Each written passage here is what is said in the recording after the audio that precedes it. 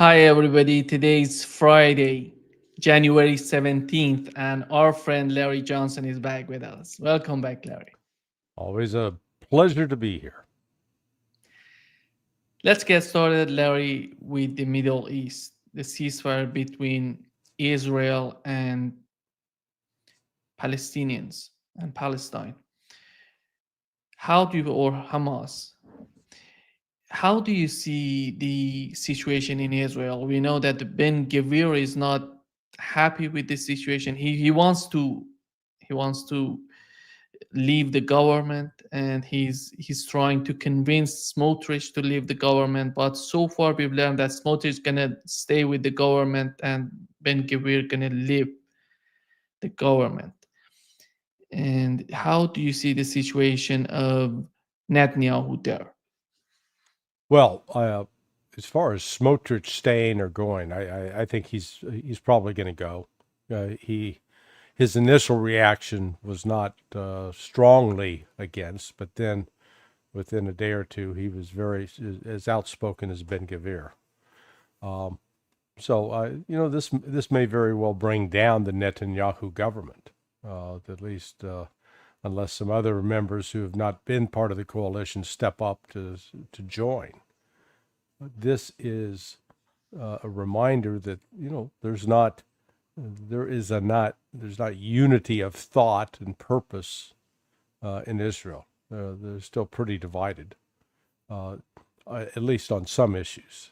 As far as killing Palestinians, getting rid of the Palestinians, I think the Israelis almost across the board are united on that. And that's the problem. There is no recognition by the Zionists of the Palestinians having a right to exist. Whether the Palestinians are Christian or Muslim, it does not matter. Even though the Palestinians have inhabited that area, long before the current Jewish population that's shown up was there. And, people don't like to hear that, but, that's the fact. So I don't think this deal is going to stick at all. They're already talking about, okay, after phase one, after we get some of the hostages released, and we're going to go back on the offensive. That's where it gets interesting because, Israel talks tough and insists that they got the best military in the Middle East and in the world, perhaps.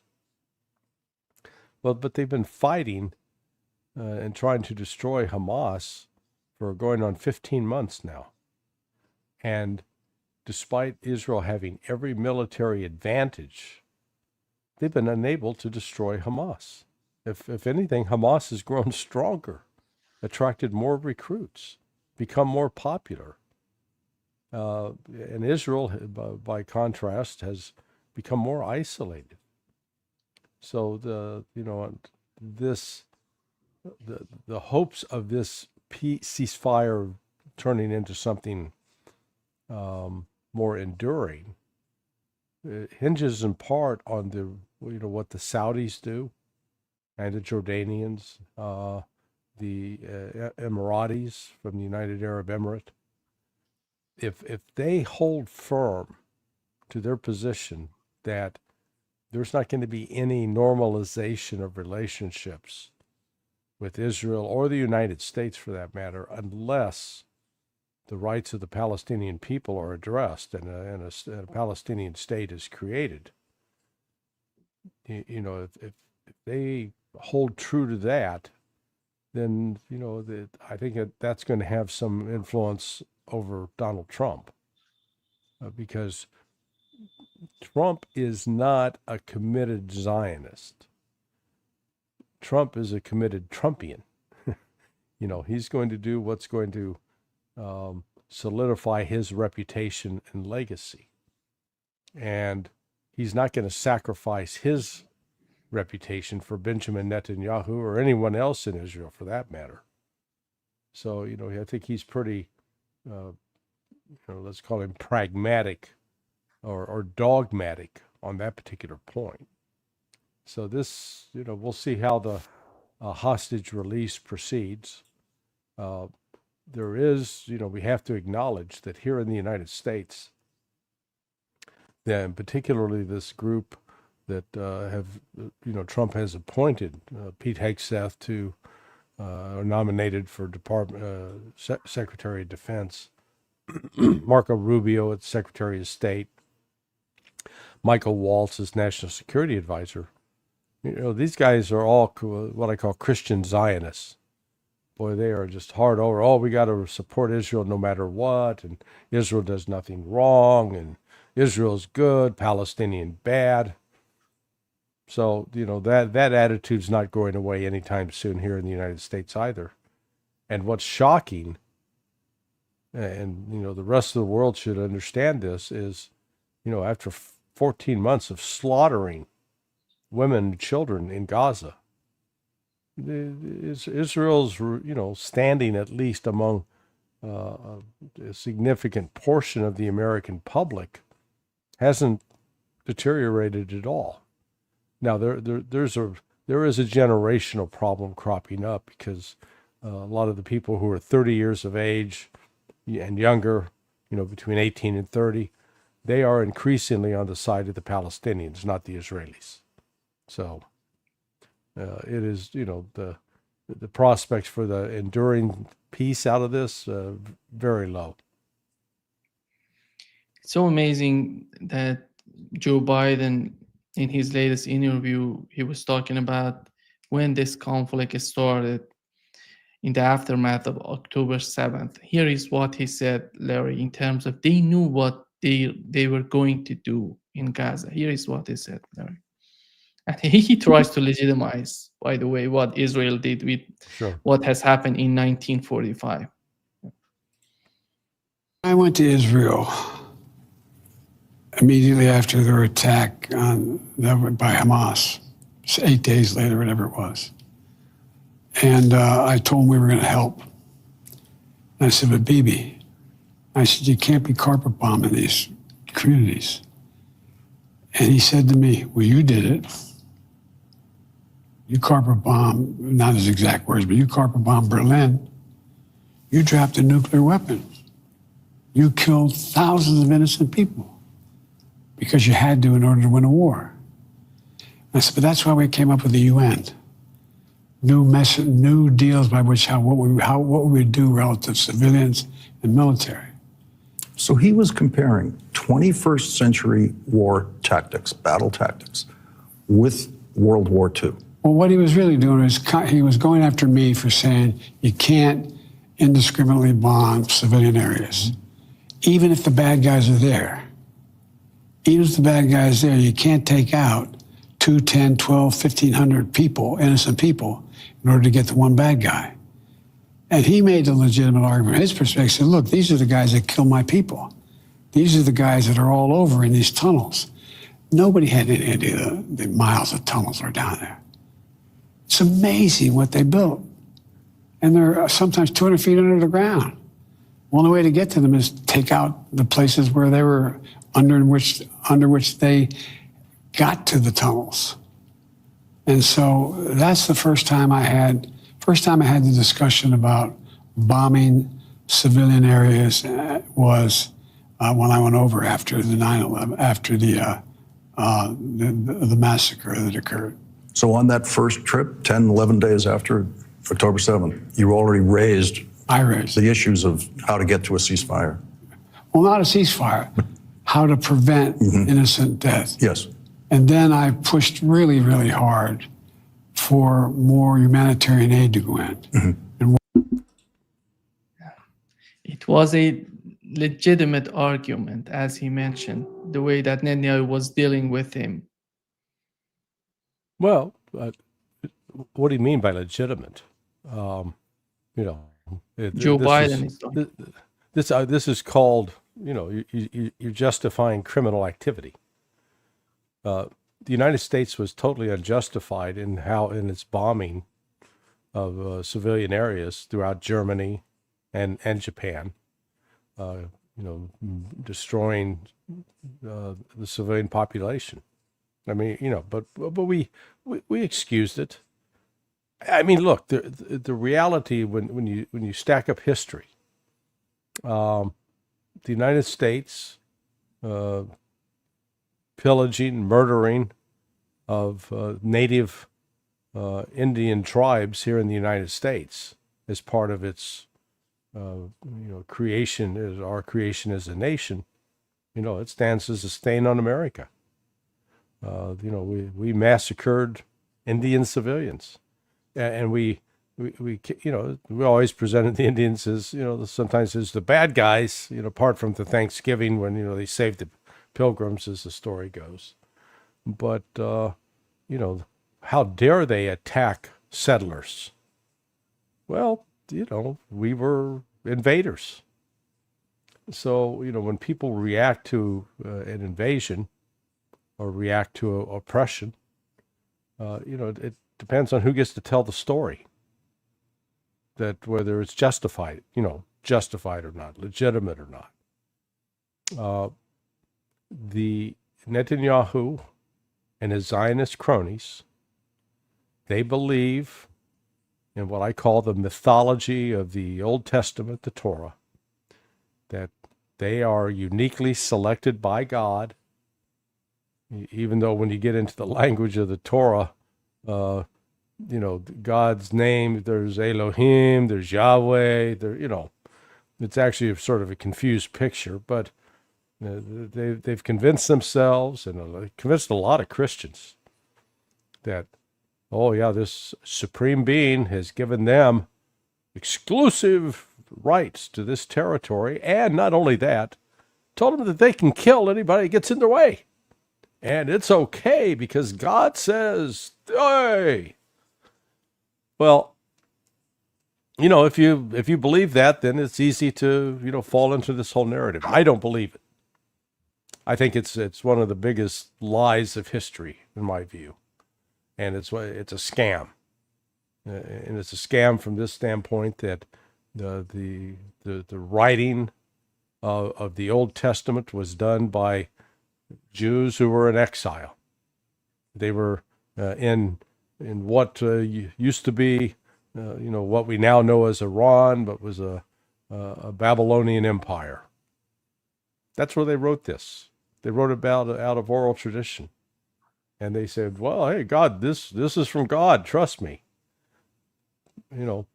Once human beings have a real gullibility in getting told a story about some sort of divine external intervention, but once they latch onto it, boy, they don't let go of it, and it becomes a premise for a lot of death and destruction. You see it. We see it in Judaism. We've seen it in Christianity. We've seen it in Islam. So it's not one particular religion that has a monopoly on this. So as long as we understand that Israel's intent with respect to the Palestinian people is to exterminate them, they have no right to live there. As long as we understand that, then we've got to say, okay, we've at least identified what the problem is. Are we willing to accept that? Now, up to this point, Netanyahu has realized that he's got Joe Biden in his hip pocket. Joe Biden's bought and paid for. Biden, when he was a member of the Senate, he was the largest recipient of funds from Jewish groups, like American Israeli Public Affairs Committee, AIPAC. So, he could have brought this to an end, 12, 14 months ago. All he had to do is tell Bibi, if you drop one more bomb on a hospital, on a mosque, on a school, you're done. We're cutting you off. There will be no more bombs from America. But what did Biden do? He sent him more bombs. So this is, but what we've also learned is despite sending him all those bombs, the Palestinians are still standing. They're still intact. You remember we talked about the two conflicts that Donald Trump had to deal with before 2024 presidential election. We were talking about it. You said the most difficult one is this one, is in the Middle East. And here Donald Trump comes even before taking office, tries to make a ceasefire, as Haaretz reported that the Trump's envoy in Qatar forced Netanyahu to sign the deal, to accept the deal. Right. Stephen Witkoff is his name. Yeah. What was the importance of this for Donald Trump to start with? Well, I proceed from the belief that people like to dismiss Trump as just a narcissist. Well, please show me a president that hasn't been, quote, a narcissist. So somebody that wants to be viewed in history as having been a good person, having been an effective person, having been a good leader.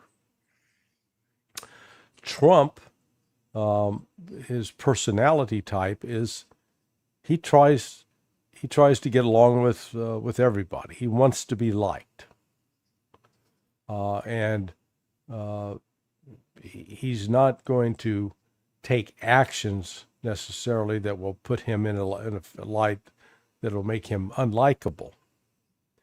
So he wants to have a relationship with the Saudis, with the Gulf Arabs, the Emiratis, the Omanis, the Kuwaitis. He's very strongly in favor of Israel.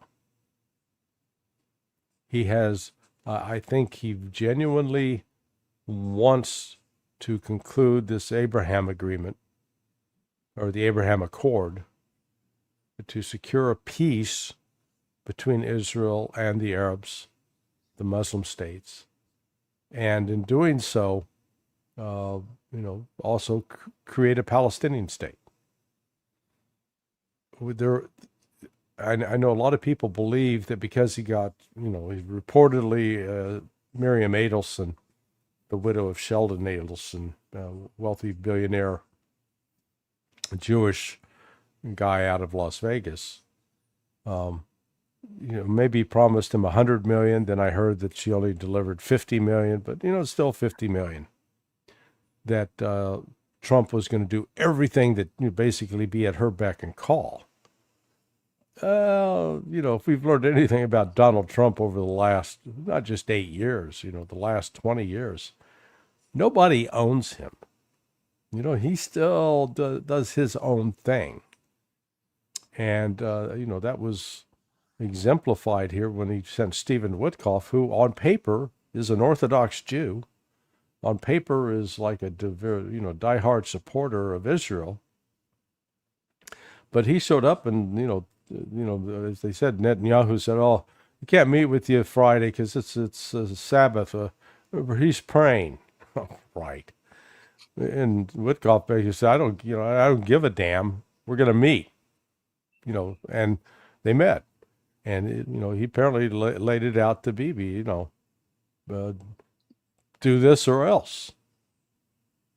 So, everyone's trying to, put their own little spin on it. But the reality was Trump's, whatever Witkoff said to Netanyahu, was sufficient to move Netanyahu to accept an agreement that had already been on the table for the last 12 months. And he finally came around to it.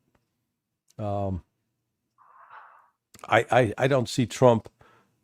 I see Trump trying to cobble together a deal. And in cobbling and putting that deal together, he doesn't make saving Israel a priority, or is catering to this settler, ultra religious group of crazies, the Ben Gavirs and the Smotriches. So it's, he's going to carve out a deal, I believe, and it may or may not necessarily favor Israel. Now, we've heard Michael Waltz, I think, I don't know if you've played the tape yet, but basically they said, well, yeah, if Hamas doesn't live up to this agreement, Israel will go back in. Well, Hamas is going to live up to the agreement, but Israel's going to look for an excuse to say that they haven't, so that they can go back on the attack. Again, I can't emphasize enough. They want to eliminate the Palestinians from Gaza. They don't want them to stay. They must go.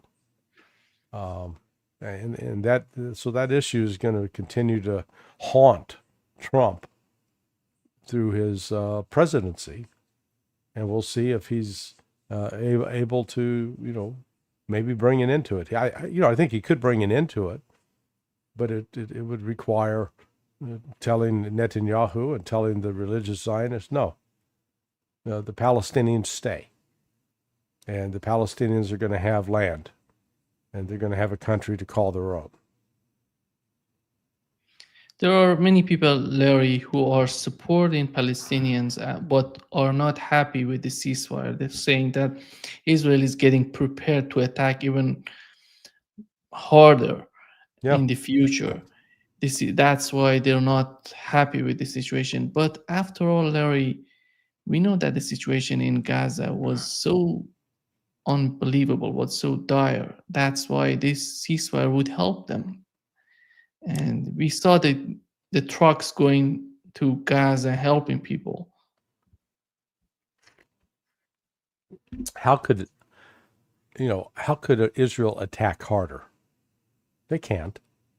We've already seen what Israel can do. They're great at killing unarmed civilians and destroying infrastructure because they're not faced with any kind of air defense system at all. In spite of that, in particular over this last week, I think one of the things that provided an impetus for concluding this agreement, the Israelis started suffering, pretty serious casualties with killed and wounded. Over a 3-day period, there were like 10 Israeli soldiers killed, which was, people say, well, that's not a lot in light of the Israelis killing 50 to 100 Palestinians a day. But for Israel, it is a lot. And the Israelis place no value on Palestinian lives, but they place enormous value on Israeli lives, because they are a relatively small country. And I've used the analogy just to help people try to understand this. If you take a major city like New York City with 8-9 million people, and in any given year, if you may have 4 or 5 police killed on the job. Well, here in a year, Israel's the size of New York City essentially, and it's had close to 800 people killed. And when you factor in the number, from October 7th, coupled with the war since, a lot have killed, a lot wounded, much more wounded. And then the suicide rate among Israeli soldiers is going up. So it's taking a toll. This is not Israel's pursuit of genocide is not cost-free. It comes with a terrible price.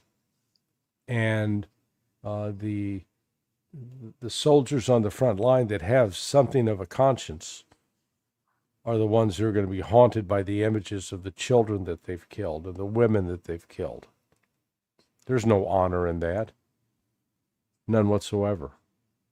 And so those emotional problems will continue to haunt the Israelis if they renew combat operations.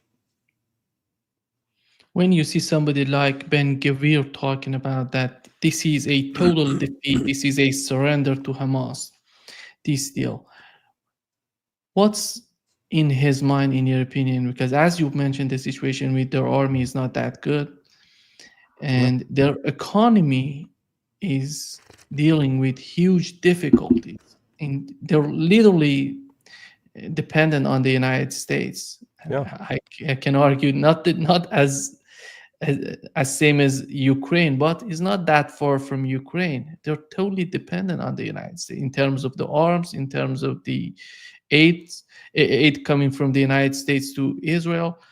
How is that working in the mind of these people who are suggesting the continuation of the conflict on the part of Israelis, like Ben-Gvir, who knows everything about Israel? Have you ever lent a family member or friend money? Where they were excuse me, they're having trouble getting by, and basically they're dependent upon you. Now, you don't do that because you're wanting them to tell you how great a person you are and thanking you all the time. You do it because you see the need. However, you also comes with an expectation that they at least are grateful. But what happens if that person giving you money just basically is telling you to go screw off? You don't have the right to tell me what to do. And, that's been Gvir in this crowd. They feel that they're entitled to this money. They're entitled to the support from the United States owes it to them. And you must give it up. And so, there is an arrogance and a blind ideology on their part, that they see nothing but the elimination of the Palestinians as their top priority, and that, if anything, the United States is obligated by God to support them. So there's, you're not going to sit down and have a rational discussion with these people and say, hey, come on, can we step back and can we reason this out? Can you at least acknowledge that these Palestinians are human beings? Untermensch. Subhuman. Not even on par with animals. That's why you can kill them. Just like you'd quash a bug, step on an insect. That's how this crowd, the Ben-Gvirs, the Smotrich, view the Palestinians. So there's, there is no foundation for peace, for negotiations. From their standpoint, it's got to be the war. I don't know if you saw the clip that the reporter is asking Joe Biden, who made this deal happen? And you or Donald Trump? He said, are you joking? It's the way that he's responded, of course me. Of course, yeah. For more than a year, Israel is doing whatever they have been doing in Gaza, and right now he tries to get the credit from the ceasefire. Yeah, are you shocked by that? I mean, come on. This is, this is typical. This is what makes, someone like Biden so despicable. The reality, and I'm not saying this because I'm a big Trump fan. But Trump's intervention was decisive. It brought this deal to the front. And now, can Trump really deliver on a comprehensive deal that would provide the Palestinians with a state? Because Trump's made some promises as well to Arab Americans. No, not just to, cater to this, the Jewish crazies, but is he going to deliver for the Palestinians as well? We'll see. Antony Blinken had a meeting with the reporters to talk and discuss as his final sort of move with the press. Here is Matt Miller trying to remove the people who were going to ask tough questions about Gaza. Matt Miller removing Sam Husseini from the scene. Mm-hmm. Yeah. We are being reborn. It's also a moment of historic possibility. You can leave, sir. You want to come with us right Again, now? I'm happy to address questions. No, I want him to answer my questions. I look forward to answering questions. Thank you. Okay, well, we'll let him speak. We'll hear from him. Thank you. Thank you. Thank you. Lots of speakers. Thank you. I look forward to answering questions. Thank you. Sir, would you like to be escorted out? Go away. You don't have the responsibility to tell me where to go. You want to be escorted out or not? Thank you. I look forward to answering questions in a minute. Thank you. I'm not a potted plant. Everyone will have an opportunity to ask questions in just a minute. Thank you. Miller. You pontificate about a free press. You pontificate about a free press. You are hurting me. You are hurting me. You are hurting me. I am asking questions after being told by Matt Miller that he will not answer my questions, and so I'm asking questions. Wasn't the point of the May 31st statement to block the ICJ orders? You blocked the ICJ orders. Please, sir, respect the process. Oh, respect the process. Respect the process. Well, everybody from Amnesty International, to the ICJ, is saying that Israel's doing genocide and extermination, and you're telling me to respect the process. Criminal! Why aren't you in The Hague? Yeah, no, it's disgraceful. But, you know, look at those other reporters. They sit there, hey, drag him out, it's not me. They should have been standing up saying, well, you know, stop this. Stop this now. You know, Matt Miller, you know, these are disgraceful human beings. They're culpable. You know, the blood of the Palestinians, the dead children, are upon them. On them. You know, and that's why if there is a God, if there is a divine being that issues a judgment on people based on their lives and what they did, then, you know, these folks are going to have some interesting questions to answer. They're complicit with this. They've enabled it. And here's Miller, you know, United States, oh, we're land of the free, home of the brave. You know, we're all in favor of human. And then they're dragging reporters out for asking questions. It's not a violation of the law. It's just, you know, offended them. I mean, it's shameful. But, you know, it tells you who they are. There shouldn't be any confusion about who they are. They're tyrants, authoritarians. Will Trump be any better? I don't know. We'll see. You know, there's,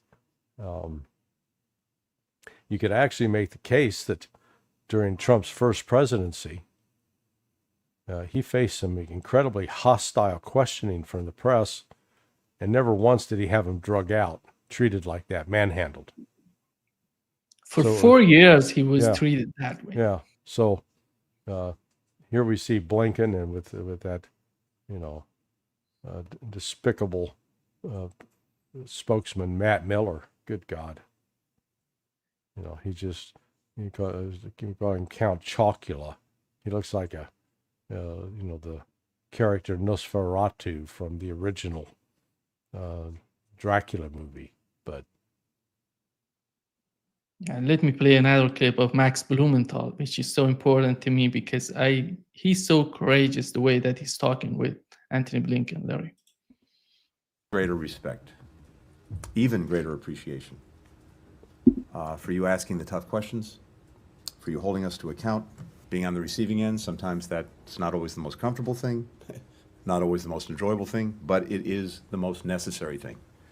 300 reporters in Gaza were on the receiving end of your bombs. Why did you keep the bombs flowing when we had a deal in May? I'm happy to address questions. questions. We all knew we had a deal. Everyone in this room knows we had a deal, Tony, and you kept the bombs flowing. I'm happy to address questions. Why did you sacrifice the rules-based order on the mantle of your commitment to Zionism? Why did you allow my friends to be massacred? Why did you allow my friends' homes in Gaza to be destroyed when we had a deal in May?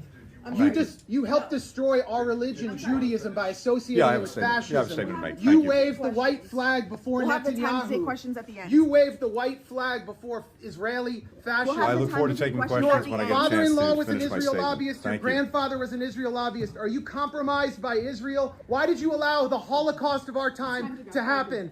How does it feel to have your legacy be genocide? How does it feel to have your legacy be genocide? You too, Matt. You smirk through the whole thing every day. You smirk through a genocide. Thank you. Thank you. Yeah.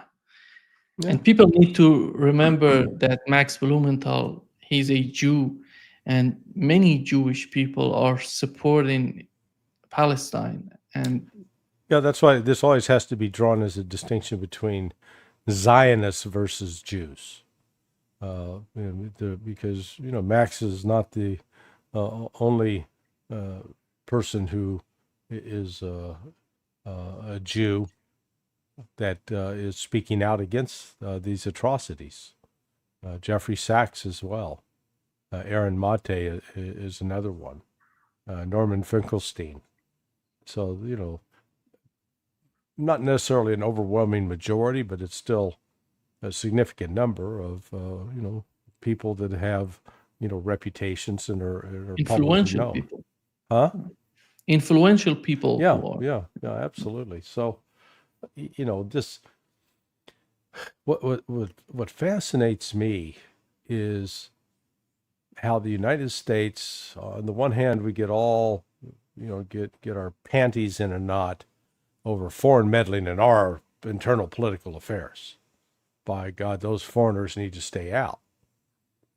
But when it comes to Israel, boy, we allow everything to go on. I've mentioned it before, the current member of the House of Representatives who's going to be chairman of the Foreign Affairs Committee. He's got pictures of himself wearing an Israeli military uniform.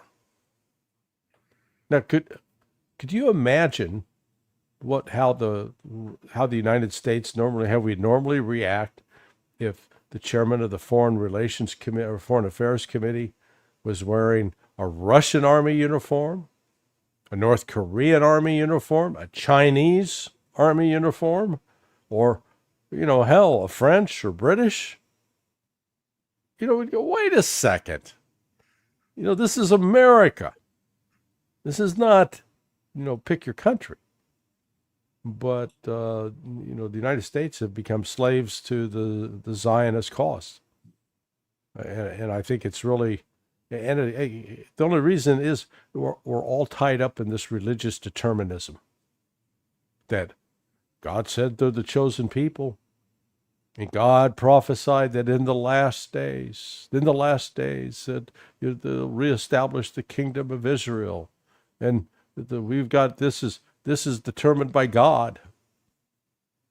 And so we excuse sin.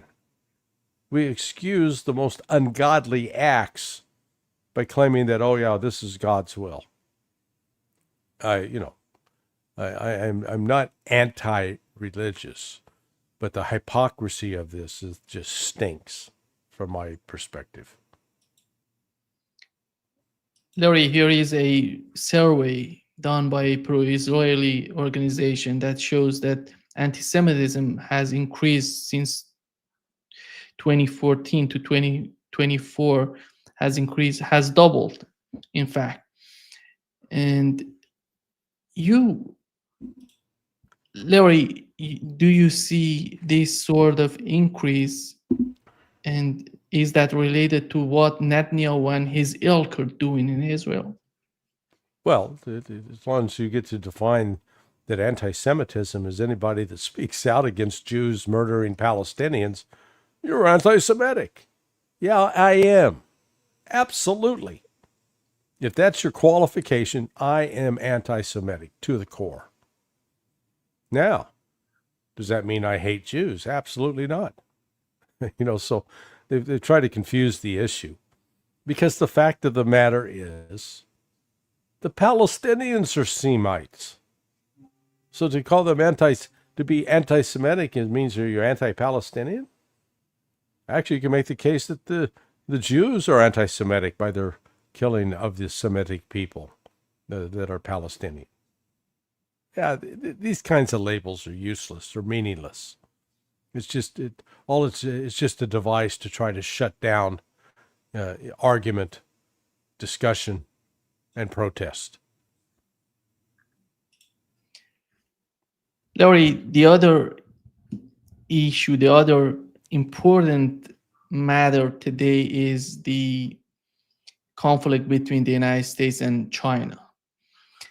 And we've learned that Donald Trump talked with Xi, and Donald Trump is talking about President Xi and I, Donald Trump, will do everything possible to make the world more peaceful and safe. Here is Donald Trump coming to power before 2024 presidential election. Everybody was talking, he's going to have a big fight in the Middle East.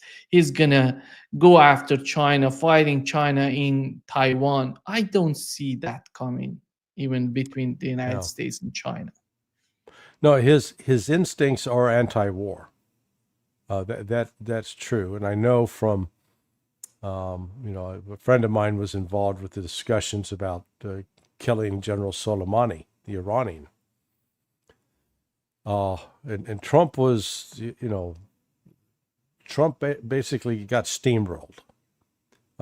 He had brought in what I'll call strong enough personalities, the likes of Bolton and Pompeo, who were ultimately able to, and General Mattis at the time, I believe he was still Secretary of Defense, that they were strong enough to sway Trump.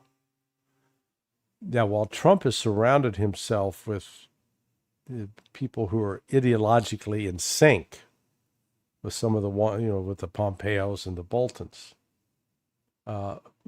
Michael Waltz, Marco Rubio, Pete Hegseth, they're not strong enough personalities to overcome and really bully Trump into doing something aggressive like that. So Trump, Trump's peace instincts, I think, will ultimately prevail, or they should. Let me put it this way. Trump wants to go down in history as a great president. He's insecure in that regard. Always telling about what a great job he did, and this was the best ever, the biggest ever. So that's a real part. We can't discount that and pretend that that's not real. It's real.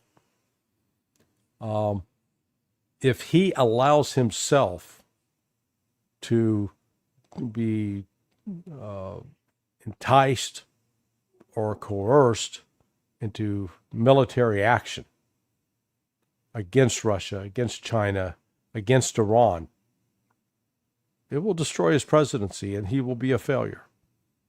I've written that he's going to be this will be a historic presidency. Whether good or bad remains to be seen, but it will be historic. If you will, I'm sort of betting on Trump's narcissism. I'm betting on the fact that he wants to be liked and he wants people to think well of him.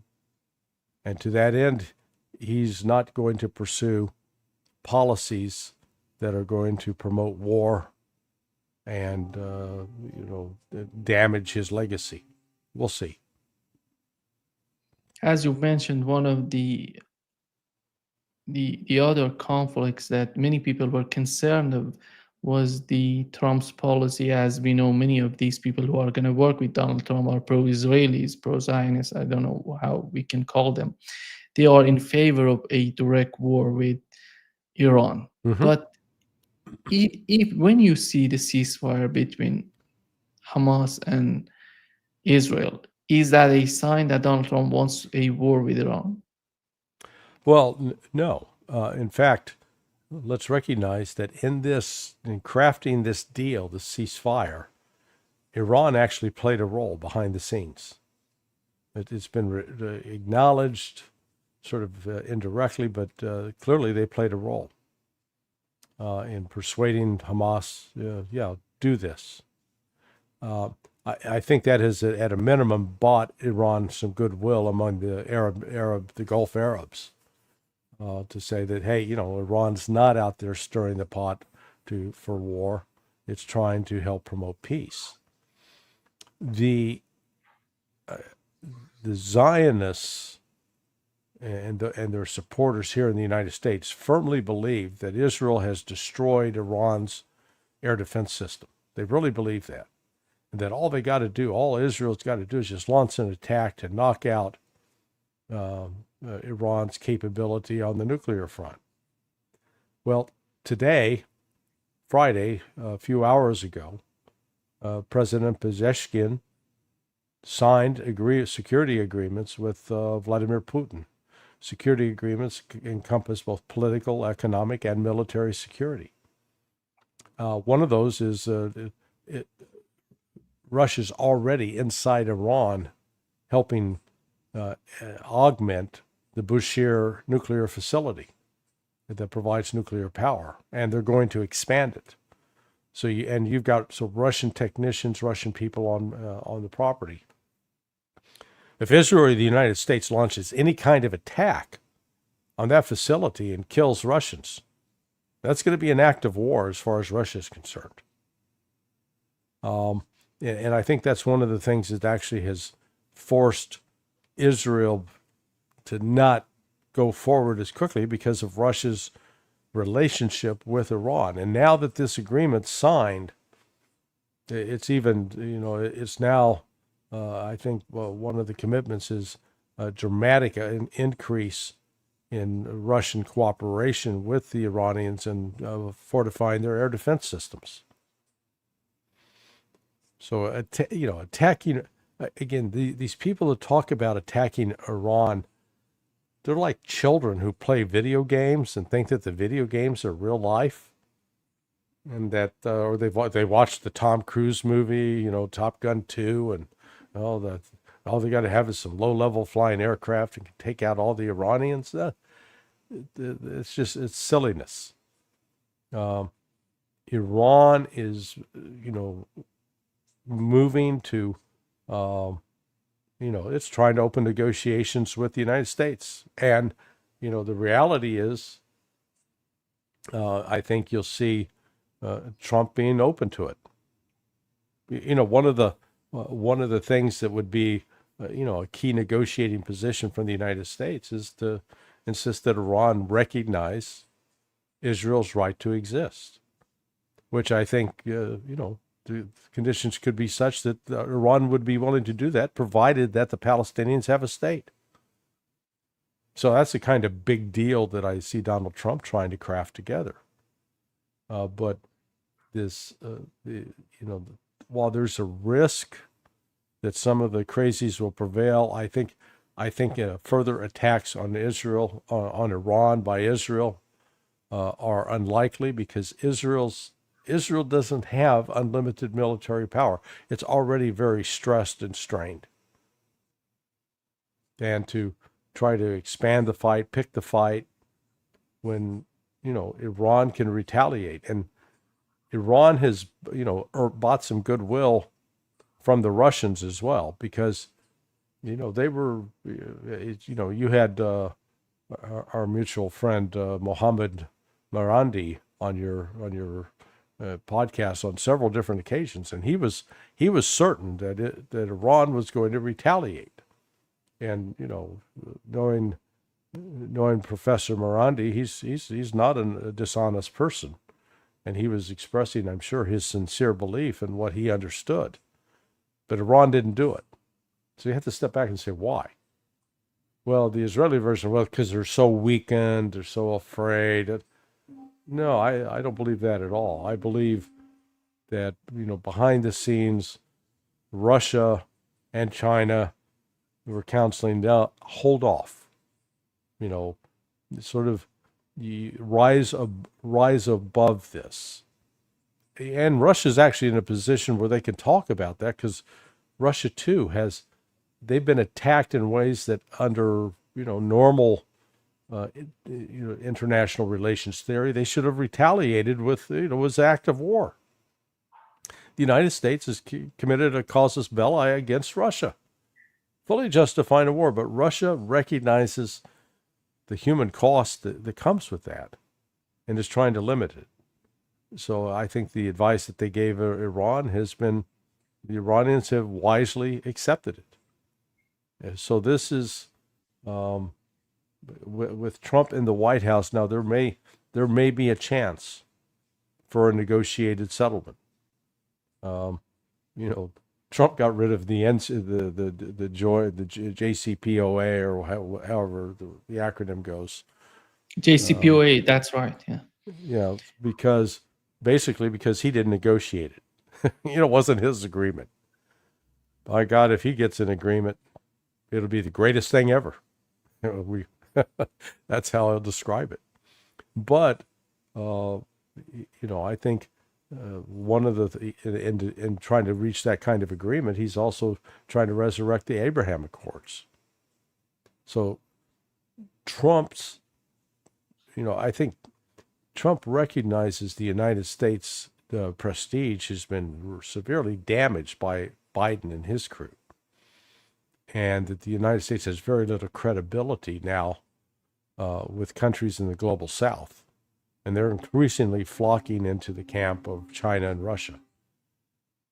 And how do you reverse that?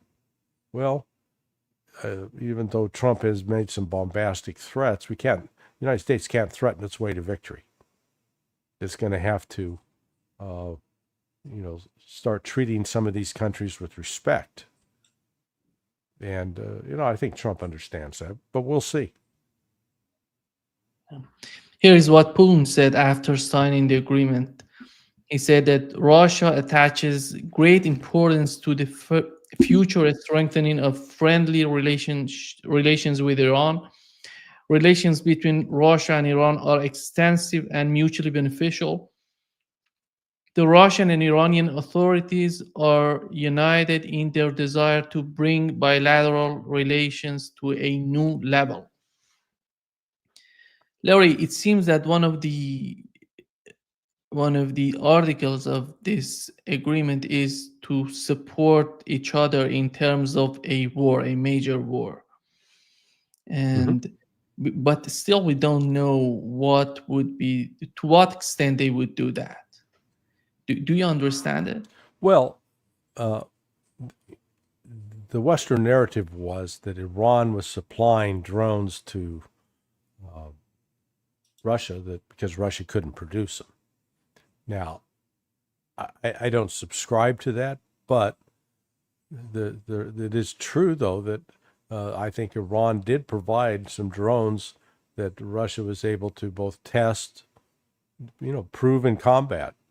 And, they've been a game changer as far as that whole war is concerned. By the same token, Iran has its own air defense system, but Russia's got a much more sophisticated system that and it's integrated, and so that's one of the things they're able to offer Iran. So this, the level of cooperation, I think from Russia's standpoint, they don't need the military backing of Iran. But, and that's the curious thing with both Iran and Russia. They're always presented as these imperial aggressive powers trying to go out and conquer other countries. But again, the only one that's doing that is the United States. It's not them. They're basically stay at home, mind their own business.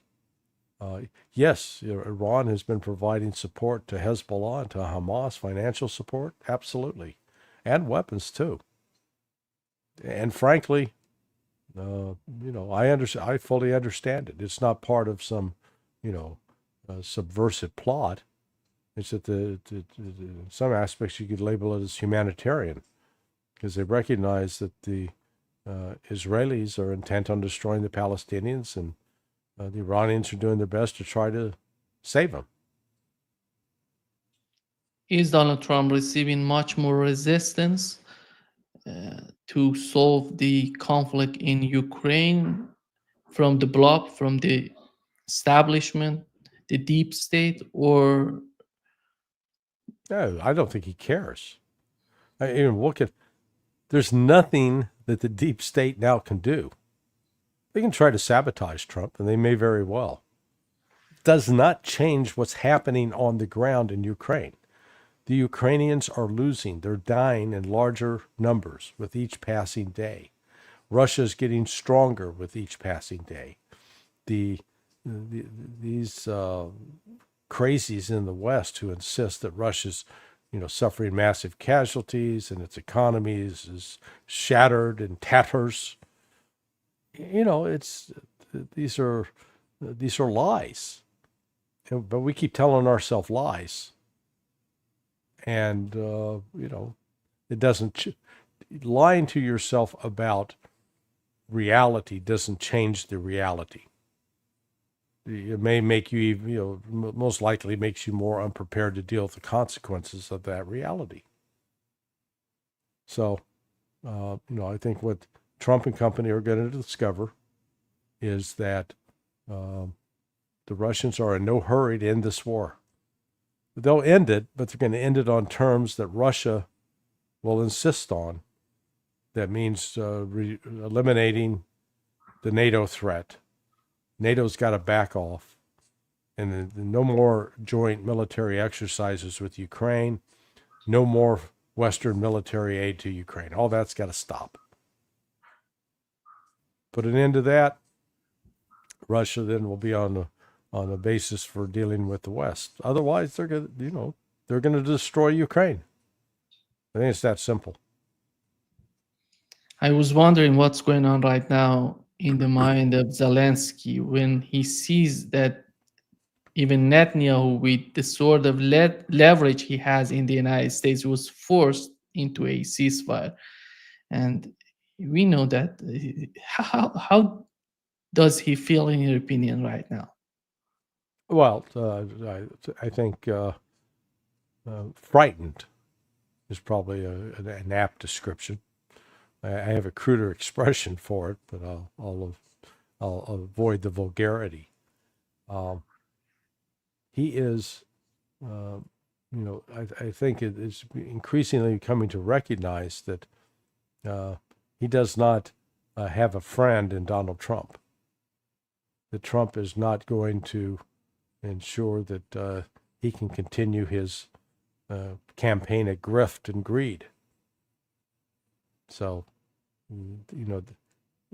Trump will be able to stop the war very quickly if he just pulls the plug on Ukraine. Totally, it's okay. We're done. You're getting no more money. That's over. Once that happens, then, and they're fully collapsing internally. Then he'll be able to talk to the Russians.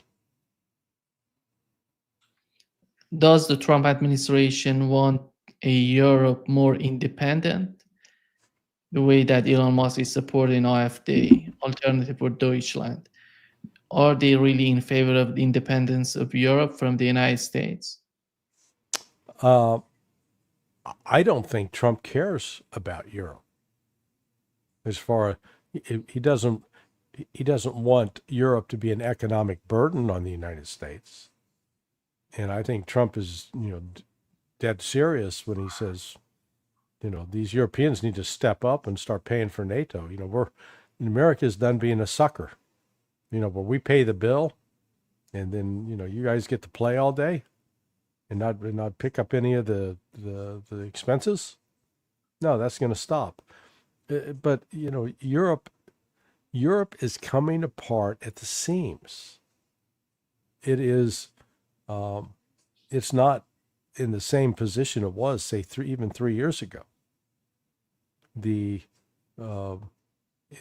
internal divisions within Germany, France, and England are significant. And what we've witnessed there is the decline of majority parties. Go back 30 years ago, the CDU, I believe, in Germany, for example, was the dominant party. I mean, it had a majority, actual majority. Majority of the people say, yeah, we back this. Similarly, you saw that in in England with the Conservatives, and then Labour, and then back to the Conservatives. Similarly in France. That's not the case now. Now, neither Labour nor the Tories nor the Reform Party in Britain command majorities. They command pluralities. Same for Germany. AfD is now, on par with CDU, but they each have like 30% support. Same thing in France. Marine Le Pen's party, again, it has a plurality, but not a majority. So all that's doing is leading to political chaos among those big three. Then you've got Viktor Orban in Hungary, Fico in Slovakia.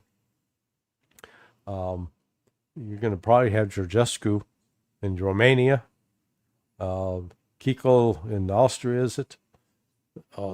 So you've got strong voices opposing EU support for Ukraine and confrontation with Russia. They want to have good relations with Russia, not the opposite. And then once you pull back the curtains on all this political theater behind the scenes, Europe is now back heavily buying Russian gas and oil. And so, this Europe has basically sabotaged itself for the United States. Trump is not going to come in and he's going to insist that America be benefited, and that means Europe will not be, or Europe takes a back seat. So I think one of the things we'll see under Donald Trump maybe is the end of NATO. NATO as we know it. Are they going to let the Alternative for Deutschland, AfD, to reconnect the pipeline between Germany and Russia? I'm sure Trump will oppose that. But both AfD and I think the Wagenknecht is as well the party she represents. Yes, they've both pledged to try to get Nord Stream going back. Because they recognize Germany's getting killed by depending upon U.S. Supplies of natural gas. It has raised the costs. It has impoverished their industry. They're losing jobs. The economy is contracting. It continues to contract. None of this is good. No. Thank you so much, Larry, for being with us today. Yeah, you never have me on to talk about anything positive. You're a Debbie Downer there, Nima. Well, there is nothing positive. I know. It is. We were hopeful that 2025 would be a better year, and we're getting like one disaster after another per week. But hopefully the ceasefire holds. It's so important. The hostages are released, and maybe we might get a real shot at some genuine peace, at least peace for the people of Palestine. Yeah, hope so. Thank you so much, Larry.